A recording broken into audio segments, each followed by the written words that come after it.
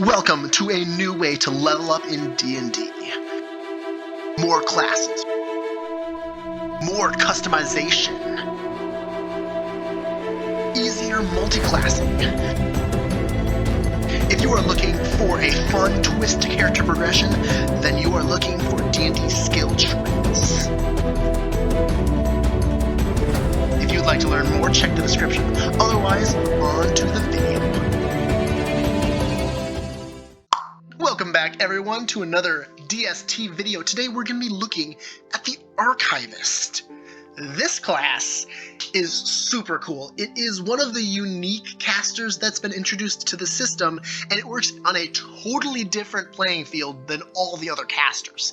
In fact, out of all the casters, I would say that this is the most similar to a martial character of them all, because unlike most casters, their resources are constantly renewable in a manner even more effective than things like the Warlock and Witch. That being said, in order to get to crazy power levels with the Archivist, you need to put a lot of levels into them, and they are a D4 hit dice character. I did put them as a utility class, given that their capabilities for team play is much higher than any other caster in the game, in my opinion at the very least. All that being said, though, what is an Archivist and what is it based off of? Well, unlike some of the other classes in this game that I've been making that are based off of D&D classes or based off of other systems classes like Pathfinder, the Archivist is actually a class that I completely made myself. But let's actually see what the progression is like in general with the starting benefits of the Archivist. They get 4 plus their Constitution modifier in hit points, 1 hit dice, daggers, darts, slings, and quarterstaffs, as well as light crossbows to be tools and weapons they are proficient in, and tool-wise you'll get to choose 1 set of tools. Intelligence and Constitution saving throws, you also get to choose 2 proficiencies from Arcana, History, Stealth, Medicine, Nature, and Religion. And then the nice sprinkled in bonus features for starting in Archivist is +2 known spells and +1 technical node in Archivist, which is a very strange feature, but this is where we're going to see that power differential for the Archivist specifically, in that amount of nodes you have in Archivist is very important, which is how I've helped balance this for multi-classing. The less nodes you have in Archivist, the less powerful you're going to be as an Archivist. And so starting Archivist to give you that 1 extra technical node can be super nice, because then at level 1, instead of only having 3 nodes in Archivist, you'll have 4. Unless, of course, you're subclassing your other 2 nodes off to something else. But even then, if your main class is Archivist, you'd start with 2 in them instead of just 1, which is super nice. The other feature you pick up in Archivist at level 1 is library spells. Of course, you'll also get this feature if you subclass Archivist. It says that you gain access to either the Wizard spell list or the Thaumaturge spell list. I've shown you guys the Thaumaturge and Mystic spell lists in the past. I'll pop it up right here, but I'm not going to go over the bonus spells that Thaumaturge have specifically until I actually go over the Thaumaturge class themselves. So we'll save that for another video, but for now just note that the Thaumaturge spell list is similar to the Warlock mixed with the Wizard, with a bit of Druid thrown in there as far as spell lists go, but it does not encompass all those spell lists, just little chunks of each of them. You also will learn 2 cantrips, gain 2 known spells, and you're a special caster who gains access to 1 first level spell slot. When you gain a +1 archive slot feature, you'll get 1 spell slot of a level 1 higher than your highest archive level. For example, your first +1 archive slot feature will grant you a single 2nd level spell slot, and the one you gain after that will grant you a 3rd level one. So basically, you get your first one, and then your second one will give you a level 2, your third one will give you a level 3, fourth level 4, 5, 6, 7, all the way up to level 9, if you can get all the way there.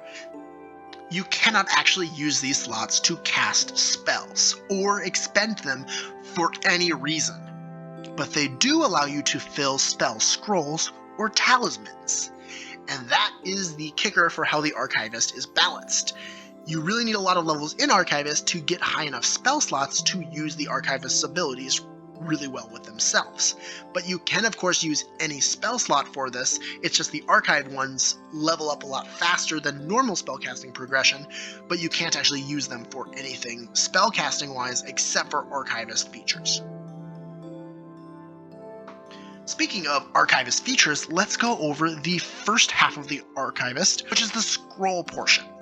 Scrollkeeper says that you have a knack for transcribing spells onto scrolls for easy casting by anyone. You can spend 10 minutes of time to create a spell scroll of any spell you have prepared or know. Any costly material components are consumed when you place the spell into the scroll, but it does not consume a spell slot. You can have up to your nodes in Archivist in total spell levels active at any time. For example, if you've taken 7 nodes in Archivist, you can have a first level scroll and 2 third level scrolls. These scrolls can be used one time before fading into useless parchment, and any creature with an intelligence score equal to or above 10 plus the spell's level can cast the spell with its normal casting time provided that they have the scroll. If they do not meet the requirement, they must make an intelligence check in an attempt to pass the DC. On a fail, the scroll fades away without effect.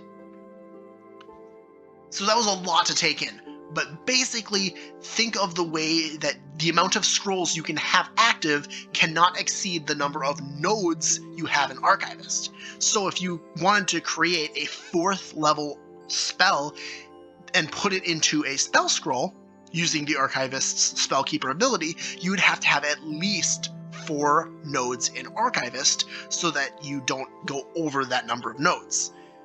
But if you, at level 1, wanted to use this feature, but you only have access to a first level spell slot, you can create 4 of these if you have 4 nodes in Archivist. Like I said, you could have at level 1 if you started on it. Now, as far as giving these to your allies goes, it's pretty simple. As long as they have a okay intelligence score, anyone can use these. Next, I'm going to continue down the scroll side of things. We'll of course get to the contingency aspect of the Archivist over here, but for now I'll just pick up this ability score improvement, and we'll pick up one of those +1 archive slots. So now we have level 2 spells that we can be putting into our spell scrolls. We can then pick up a +2 prepared spell, and this is a notable thing about the Archivist as well. You get prepared spells and known spells, depending on which side you go to. Again, these can be from either the Wizard or the Thaumaturge spell list if you're just going Archivist, but of course if you're picking up a subclass or something that also grants you another spellcasting list, then you can also prepare from one of those. Before we finally pick up extra scrolls, which says that when a creature casts a spell using your spell scroll, this is not you, another person, you can use your reaction to begin casting a spell from another scroll. You will need to hold concentration on this casting until your turn, but if your concentration is not broken, you may cast it before taking your turn in combat. Notably, since this is being cast with a reaction, it gets around the bonus action casting rules that are in play normally. But this is super cool because it allows you to kind of double down and incentivizes you to give your spell scrolls to your party mates. Because as long as a creature is casting a spell using your spell scroll, you can cast an extra one that round. After that, we will pick up an ability score improvement, another one actually, pretty good, another archive slot, which means we're all the way up to 3rd level slots at this point, and we can grab Overcome Effort. This is a 9-node commitment, and for good reason. It says that when you cast a spell from a scroll, you can use your bonus action to evoke extra power from the magic contained within. This causes the spell's DC to be increased by your wisdom modifier for that casting. Not only is this already just really good on an Archivist, because intelligence is your main stat and then wisdom can be your secondary good stat. Say you got a +2 in wisdom, that's a +2 to the DC on your really important spell, which can cause the creature that you're targeting to have a way worse time trying to make that save. Or perhaps you're just doing a big damage area of effect spell. Having a +2 to the DC can cause everything within it to have a way harder time making that save. But think of this in the context of also you could take your main class as like Cleric or Druid, where Wisdom is your spell stat, and now you're I mean, you're increasing it by a ton more than you would normally. Next, we'll go down this other path that you can pick up via the scroll half of the Archivist, which starts you off with some more prepared spell casting, another Archive slot, which brings us all the way to 4th levels. We get even more prepared spell casting, and then we pick up Ancient Scrolls. This is another wonderful feature, only a 6-node commitment, but super good on any character that's going to be casting a lot of spells from your spell scrolls, especially if you're going to be greedy with them, using them for yourself instead of passing them to your teammates. It says that whenever you cast a spell from a spell scroll, the spell is upcast 1 level. This is free value on every single spell you cast, as long as you're using the Archivist spell scrolls. Now, if you're passing a ton of these scrolls out to your allies so that you're not actually casting a ton of them, it's not as good as probably taking nodes in the talisman side of things. But it is great, and it also gives you a bunch more prepared spell casting, as well as some more archive slots, which is also great. After this, we can grab a proficiency bonus increase and our 5th archive slot. Before I go down the middle, let's check out the talisman side of things, starting us off with Talisman Keeper. This is a freaking awesome feature, and I love it. It says that you can enchant parchment charms capable of reflexively evoking a spell. You spend 10 minutes of time to create a true talisman of any spell you have prepared or know. Any costly material components are consumed when you place the spell into the talisman, but it does not consume a spell slot. And then once you create this talisman, you select a trigger. Upon that trigger occurring, the spell you cast into the talisman will be cast. It will be cast from the talisman's position, but use your spellcasting modifier and spell save DC. You may only have one of these true talismans active at a time. Creating a new true talisman will cause the previous one to lose its magic. Additionally, you can only create one of these talismans per long rest. And you can have up to your nodes in Archivist in total spell levels active across all your talismans at any time. You can place the true talisman or any other talisman you gain access to on yourself or any object you wish. It will magically cling to whatever or whoever you place it on until its magic is triggered. So again, breaking this down, because it is a lot to talk about, it's basically works the same way as contingency works, where you select a trigger, and then when that trigger goes off, the spell is cast from the talisman's position. So if you were to put the talisman on one of your teammates and you cast like shield into it, it would cast shield as if your ally had cast it for you. So you could say the trigger is when your ally is attacked, and then the spell that you put into it is shield. Or something similar. You could say, like, when we roll initiative, I want to have haste cast on this person, so you put haste into your talisman and put it on that person, and then haste will be cast on that creature when you roll initiative. You could have other things too, like putting fireball into the talisman and say that the trigger is when I say fireball, and then you just get a free casting of fireball anytime your DM lets you talk. But notably, and this is very important, you only get one of these per day. Unlike the spell scrolls, which can be used over and over again constantly, the talismans are limited to 1 per day. But you do get more than just this true talisman. You can have up to 6 in total because there are 5 other types of talismans you can grab, and we'll be talking about those as we go through more of the Archivist. Next, we'll pick up a +2 to our spells known. Notably, this side is spells known, not spells prepared. They are different. But after that, we can grab an ability score improvement before moving into Talisman of Beginnings. This is the second talisman you'll be getting, and notably, you can have multiple talismans active at a time as long as they are different. So, for example, you can have your true talisman active and your Talisman of Beginning active at the same time. Which Talisman of Beginnings says you can create this talisman in the same manner as true talisman. You may only have one Talisman's Beginnings active at a time, and creating a new one will cause the previous one to lose its magic. This talisman will always be triggered by rolling initiative. So just like true talisman, you can only create one of these per day because it's made in the same manner as the true one, which can only be made once per day. But since you can have both of them active at a time, you can technically have 2 different triggers, or have 2 of the same triggers per day, because your true talisman can be anything.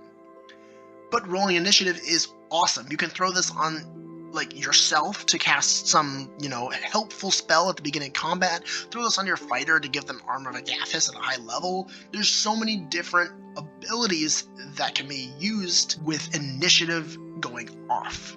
Next, I will start at the bottom. Every single one of these other talismans that you can pick up will be saying the exact same thing as Talisman of Beginnings, except its trigger will be different.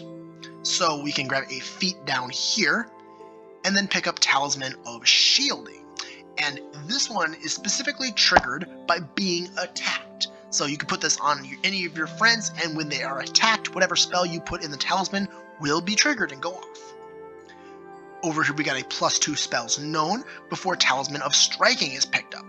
And this one is triggered when you make an attack roll. So anything that this is on, if it makes an attack roll, it then triggers the spell.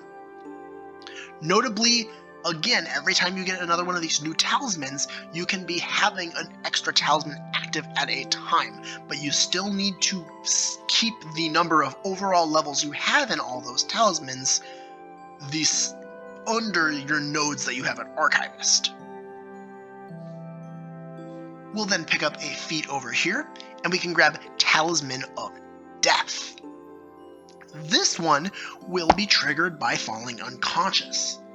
If you picked the Thaumaturge spell list as your spell list when you picked up this class, there are some healing spells on that list, which can be great to throw on one of your tanks, or even just your rogue that's been doing a ton of damage but might get targeted, so that when they do fall unconscious, they're immediately healed.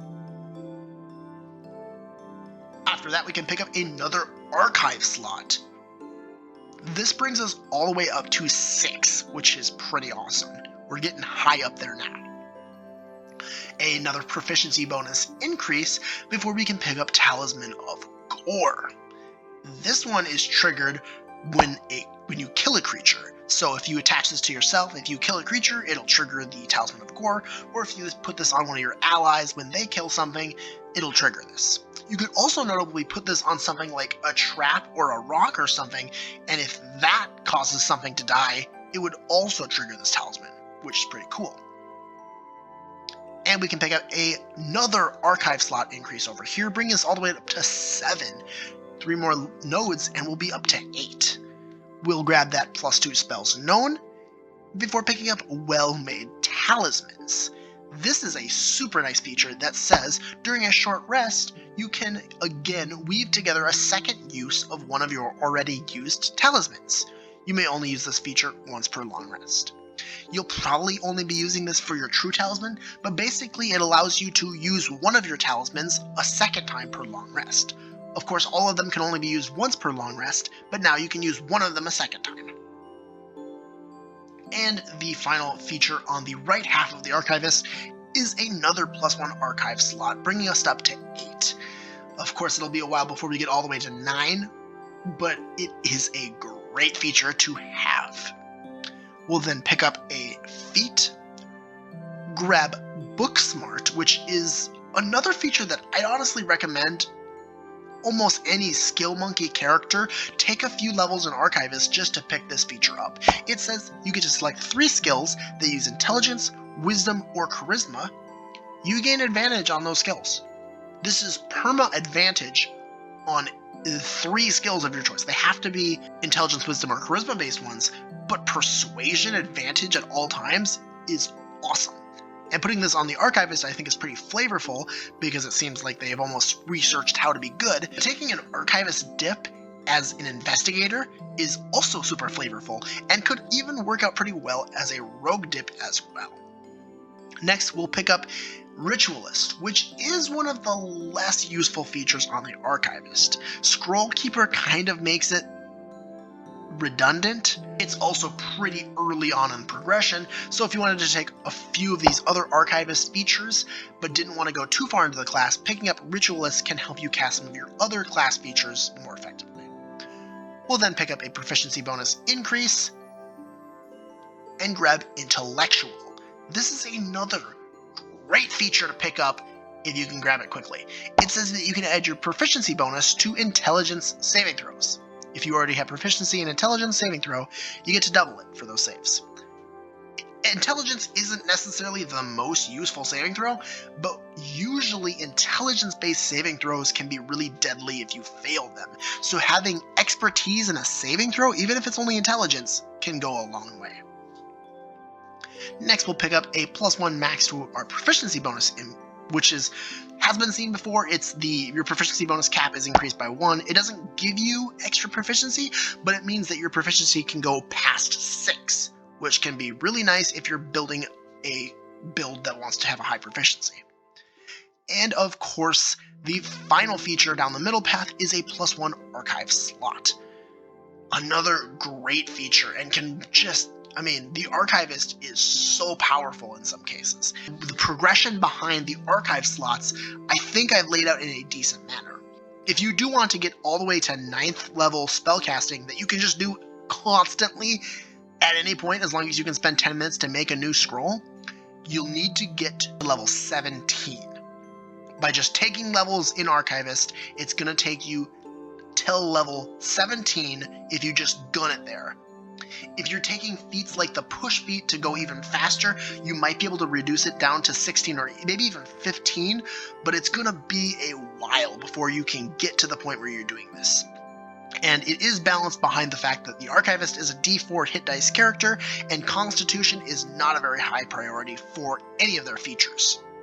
And so, that's basically the balance decisions that I made behind the Archivist. It's really strong. It might be stronger than even a wizard at max level, but it needs a lot of time to set up, and if it doesn't get any of its setup time, a wizard would smoke it in a fight. And that's why it's a utility character. That being said, let's check out some feats that can make the Archivist even more busted. Right off the bat, the Archivist flavor is kind of the principle behind the class. You're kind of like a librarian. At least that's the flavor that I built the whole class based off of. You can of course do whatever you want flavor-wise with any character you create, no matter what classes you're taking.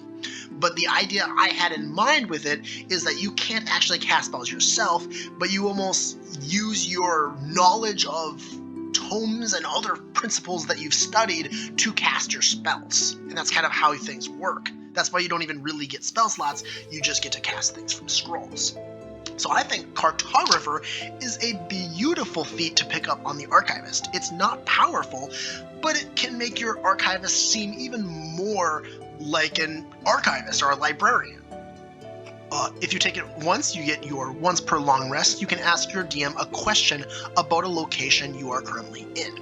You can spend an hour sketching out a map to a location you know about, and the map will lead you there in the fastest, most efficient route, which is a little bit of outside of a gameplay ability without having to play outside the game. You can use this Cartographer feat to ask your DM something without having to literally ask your DM something, which is pretty nice.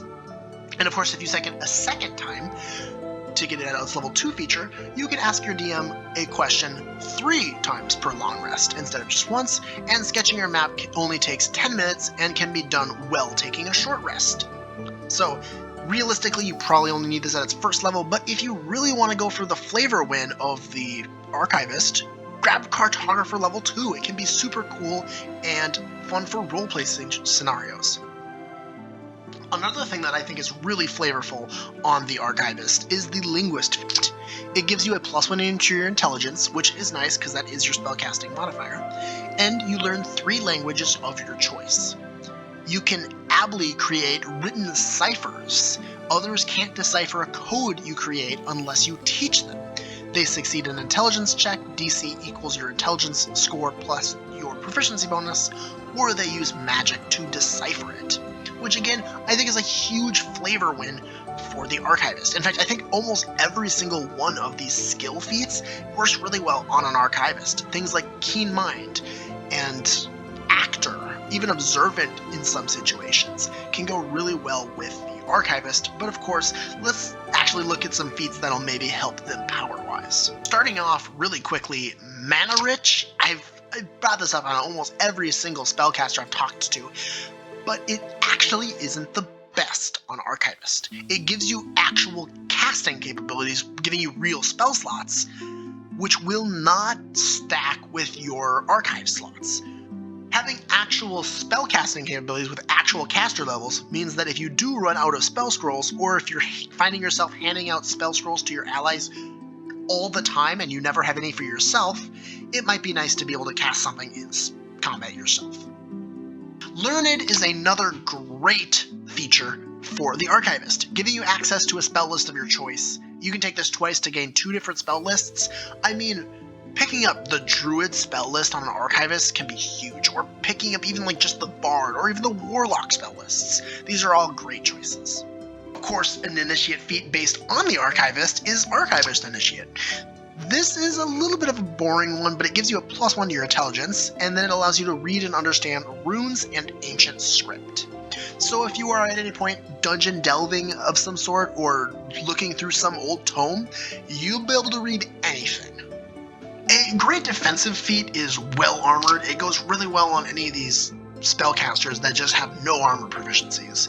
It gives you proficiency in either light, medium, or heavy armor, and then you also gain proficiency in either light shields, or heavy shields. So just a great way to get a little bit more defensive, especially with that low hit point pool. But if you want an even better hit point pool, picking up Tough is another great feat. This at level 1 will grant you a hit point for every class node you have taken or take, and when you roll hit dice, reroll any 1s. And of course, if you take this a second time to get it as level 2, you'll get a +1 to your Constitution modifier, and when you roll hit dice, the minimum number rolled on each die is equal to twice your Constitution modifier. Again, on a character that isn't based on Constitution, this isn't as great as some of the other classes that base their entire class on Constitution, but it is still a great way to boost the health of a character that otherwise has a pretty low health pool. All that being said, that's all I've got for the Archivist. I did talk about Push a little bit earlier, which is, Push is just a great feat on almost any class, but I don't actually think it's a necessity here, because if you're going to high level play, then being able to cast multiple level 9 spells every day might not even matter as much as it might in a lower skill campaign, but if you're in a lower skill campaign, you're probably not even getting to that level anyway. All that being said, I love the Archivist. I think it's super cool and unique among all the casters in the game that I've covered so far. And if you want to play it, go ahead. It's in the description, as well as all the other classes that I've covered so far will be in that Google Doc, which is linked in the description. And of course, I will be covering every single one of these at some point. I keep releasing them as much as I possibly can. Otherwise, let's get into some votes for the video that I will be making next. Our voting options for this next week will be the Polaritist. This class breaks all the rules. It's all about flip-flopping between 2 sides of a class that is either fully into spellcasting or a martial madman with a ton of attacks. Or we could check out another regular D&D class in the Warlock. Very similar to the Witch, this is a caster that regains their spell slots on a short rest, and is all about using charisma-based skills to get the upper hand with their spellcasting and possibly a bit of martial capabilities as well. If you want to see another one based off of a Pathfinder class, we can check out the Chieftain, which is based off of the Summoner, all about creating this psychic link between you and an imaginary creature that fights alongside you, pulling just as much damage out as any companion would. You can vote in my Discord server in the announcements tab. It's linked in the description, or you can vote in the comments below. Either one will be counted, and I hope you enjoyed this video. If you did, please leave me a like and subscribe for more. Otherwise, I hope that you have a wonderful rest of your day. Goodbye.